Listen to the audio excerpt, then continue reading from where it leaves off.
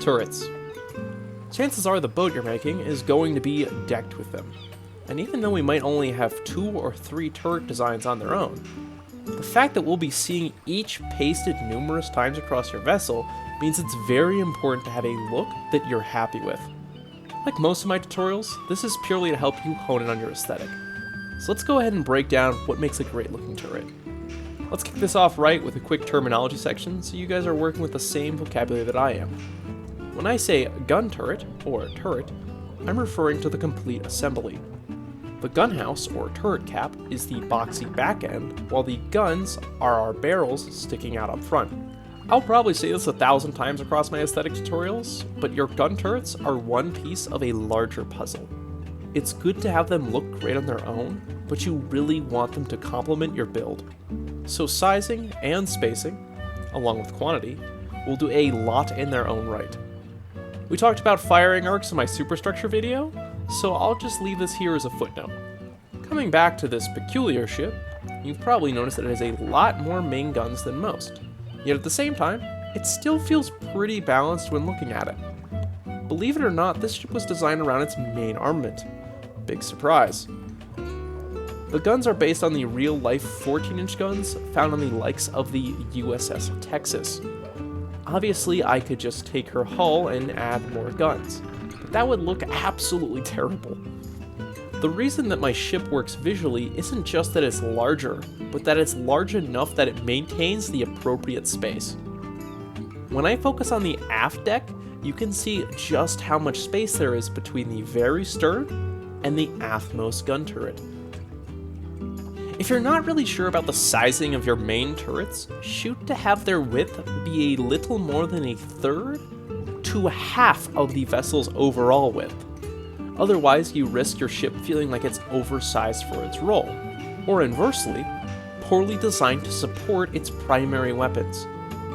Literally, while I was in the process of writing this script, I started a new build. I knew the dimensions of the gun turret she'd have, as well as its layout, so I just started to draft up the hull as I saw fit.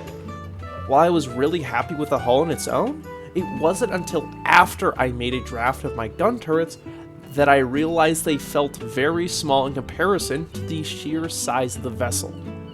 To be perfectly honest, this was a red flag I had been ignoring when I drafted out my Barbette placement early on. And even still, I could have seen this coming before I placed any blocks.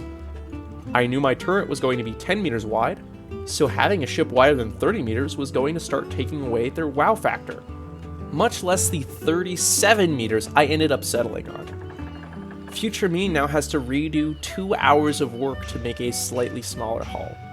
At the very least, I learned I should listen to my own advice a bit more closely. On the topic of sizing, let's quickly cover our turret's barbette, which is the circular platform it sits on. For its diameter, have it be about as wide as the turret cap, if not wider.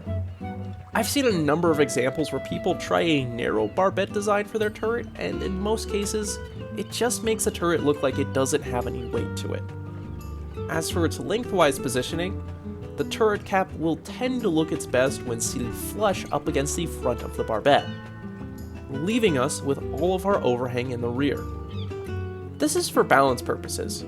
You're going to have a few fairly long, heavy barrels sticking out of the front of your turret, so having some of the armored turret housing sticking out of the rear serves to both visually and mechanically counter that weight. I might as well give a unique example here. My brother was building a railgun monitor, and he put me up to the challenge of designing the gun housing. I ended up not offsetting the turret housing backwards, largely due to there being no barbette for it, so it was definitely feeling front heavy. Ultimately, I opted to build up the roof towards the back, and added these heavy prongs to the rear. Oh, great. What do they do? Nothing! Now get out! What? Your turret size should really be defined by 2 things, your shell gauge and the number of barrels. I don't have a formula to throw at you here, but suffice to say, a big gun rarely goes well with a cramped turret house, and vice versa. Especially if you're a functional builder, this could very well be your limiting factor. What I do when faced with this problem is use decorations to give ourselves a much more fashionable and smaller barrel. How hard is that? not at all, really. Hover over your barrel in the build mode. Hit Ctrl X to open up the decoration menu. Add a new decoration. Tick the box to hide your original mesh. Now select and position your new mesh. If you want to keep your work simple, a good bet is the Gun 130 single cast barrel. If the texturing of your mesh isn't fitting, open up this tab here. I personally prefer a pleek. Let's touch on vertical balancing. Now, it's not universal that barrels should always be positioned in the vertical center, but it can often feel like they are when looking at FTD designs. This is because you'll always want a little bit of the gun house below and a little bit above too. Let's look at this mechanically to understand why. In real life, the gun doesn't start just behind the mantlet. Rather, it extends quite a ways into the turret. When we elevate the barrel, we want some room for the breech section to move downwards, sometimes even into the barbette itself. Now, we by no means need as much movement in the other direction, but we still probably want our guns to aim downwards just a little bit. Now add some roof armor on top of that, and you get the picture why we want some space up here too. That being said, a number of smaller secondary guns are only partially armored, so it's perfectly valid to see high-mounted barrels in cases like these. Also, keep in mind if your turrets are super firing. If your leading turret is too tall, then it can impede the one behind, requiring taller decks or barbettes to compensate, and overall it just makes your vessel both physically and visually more top-heavy. Because of all that, a 3-meter tall turret housing tends to be ideal for main guns in the game. Your gun barrels probably don't need a lot to be said about them, but here's some visual tips I've learned over the years. Barrels tend to gradually taper along their length, being thinnest at the front. Obviously, you might think the heavy barrel ends are the go-to block to achieve this, but I lied. We're going to zoom in a bit more where we find these ring patterns. Often found towards the rear, this is a mark from how the barrels are made out of multiple layers. I'm not super knowledgeable on the process myself, but here's a great article in the description if this topic interests you. On the topic of tapering, if you're building a railgun, you don't need to have your rail charger go the full length of the barrel. Likewise, you don't need to have them on both sides either. I mentioned barrel decorations a minute ago, and I am going to talk about them again, but maybe not for the reason you think. Obviously, decoration usage can add a lot of character to any part of your build. More importantly, especially when we're talking about advanced cannons, we're dealing with an incredibly limited palette of textures on the stock blocks. No matter what shape or size gun we end up making, it will never escape that feeling of being generic, since 99% of the gun barrels ever made for this game use that same visual palette. Personally, I've just used the mesh I told you about earlier. Mimic tubes and toruses tend to give me any other subtle shaping I need, but that's largely for high-grade replica quality. That railgun example from earlier got reworked by my friend Monty into an example you've certainly seen a lot of. Most of it is heavy armored cubes, a pleek armor, and some window panes as trim. And honestly, I think it works really well despite its simplicity. In a similar vein to stepping away from generic texturing, I have to talk about breaking up the voxel grid. As you guys know, FTD is a block-based building game, and just from our exposure to this, Minecraft, and any number of other voxel games, our brains get very good at recognizing the underlying block pattern at play here.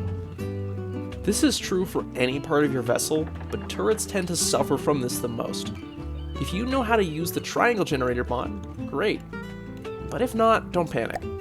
The transition blocks, which can be found here in your blocks tab, are a bunch of quirky shapes which will go a long way to help give your turret a unique shape without diving into decoration hell. A great example of this is a turret I saw by Speedy1. Let's break down how they made it real quick. As you can see, I've already built the underlying shape. Let's go into build mode and start adding some slopes. First up, we have these 2-meter down slopes in the back. Over here, we're going to switch to the square corner slope. One there. And he uses a little bit of an angled back, so we're just going to invert it just like that. And then another square corner to get the rear. Up front, you can clearly see a triangle corner, so let's go add that. 2-meter variety again. And then for that peculiar mantlet shape, we're gonna go open up our transitions tab, and then all the way over here on the right is the 1 to 2 meter inverse transition. And it fits in just like that.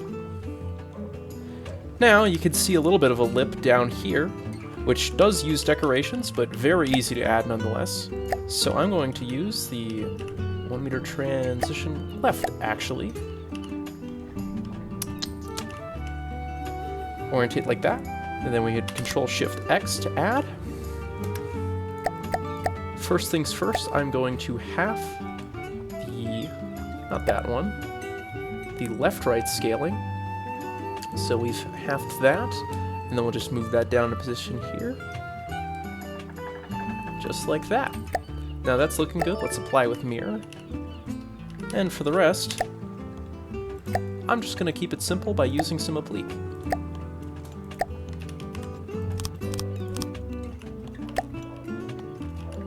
And without diving too much into the details, there we go. Everyone is going to have their own style, and many of them look great. So I'll just cover a few talking points to help you figure out what works for you. A very common feature you might want to consider having is rangefinders. Prior to radar, this was the go-to method for ships to figure out how far away a target is. They work a little like how our own eyes do for depth perception, but on a much larger scale. One scope would be locked in place, while the other had its angle adjustable by the operator. By lining up the two halves of the image, the range could be mechanically triangulated with ease. For target acquisition and slewing the guns, you might see some much smaller periscopes lying around on the top or sides. If you're a realistic builder like me, you might want to add some blast bags to cover your mantlet. Otherwise, go ahead and get imaginative in this area. Some other detail ideas include ladders, an access door, handrails, maintenance panels, life rafts, and maybe even another gun. And with that, it's time to wrap up this video. I hope you guys found this tutorial at least somewhat helpful. If you did, please consider supporting the channel. If you want to learn more, or even get feedback on what you're doing, I strongly recommend joining the United Builders on Discord. FTD is one of the hardest games to get good at. If you're in the early stages of your journey, it might feel like you're up against a brick wall of knowledge that doesn't make any sense. You are not alone. Everyone that I've ever met in this game, including myself, has faced that hurdle at one point or another. But getting through it is what having a great community to support you is for. We're here for you. Anyways, I hope you all have a lovely day.